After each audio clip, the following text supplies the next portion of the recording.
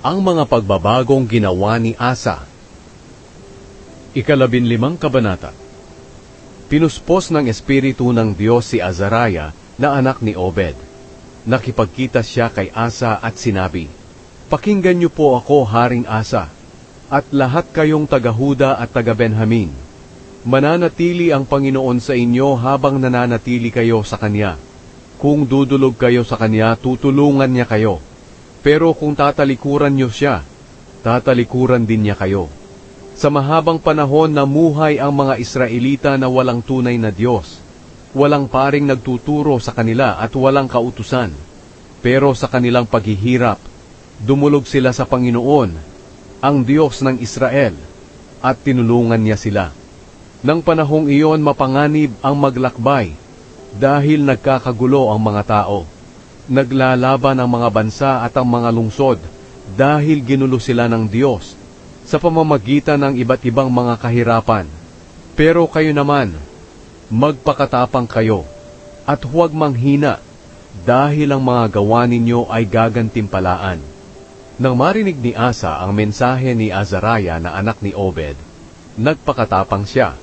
Inalis niya ang kasuklam-suklam ng mga Diyos-Diyosan sa buong Huda at Benjamin, at sa mga bayan na kanyang inagaw sa mababang bahagi ng Ephraim. Ipinaayos niya ang altar ng Panginoon na nasa harapan ng balkonahe ng templo ng Panginoon.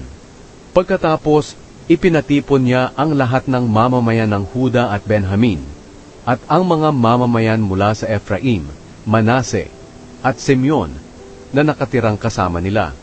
Maraming lumipat sa Huda mula sa Israel nang makita nilang si Asa ay sinasamahan ng Panginoon na kaniyang Diyos. Nagtipon sila sa Jerusalem noong 3 buwan ng 15 taon ng paghahari ni Asa. At sa oras na iyon, naghandog sila sa Panginoon ng mga hayop na kanilang nasamsam sa labanan, 700 baka at 7,000 tupa at kambing.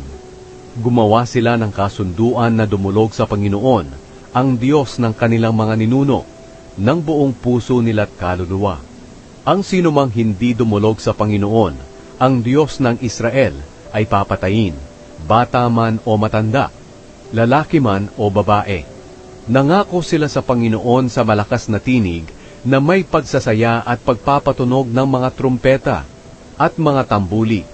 Nagsaya ang lahat ng taga-Huda dahil nangako sila ng buong puso. Dumulog sila sa Panginoon ng taimtim sa kanilang puso, at tinulungan niya sila, at binigyan niya sila ng kapayapaan sa kanilang mga kalaban, kahit saan. Inalis din ni Haring Asa ang kanyang lolang si Maaka sa pagkareyna nito, dahil gumawa ito ng karumaldumal na posteng simbolo ng diyosang si Asyera.